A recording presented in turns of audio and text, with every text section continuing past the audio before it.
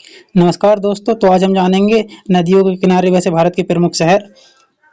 तो जैसे राप्ती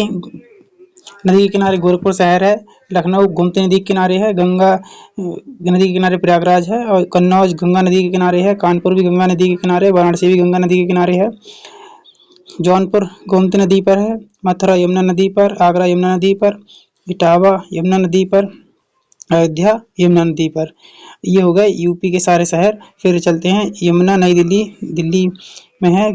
और हरिद्वार गंगा नदी पर है उत्तराखंड में, और बद्रीनाथ उत्तराखंड में है जो वो गंगा नदी के तट पर है। कोलकाता पश्चिम बंगाल हुगली नदी के तट पर, अहमदाबाद गुजरात साबरमती तट पर,